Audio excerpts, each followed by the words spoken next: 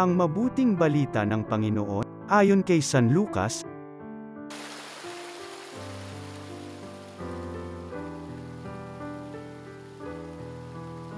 Noong panahong yun sinabi ni Jesus, "Kawawa ka, Chorazin! Kawawa ka, Betsaida!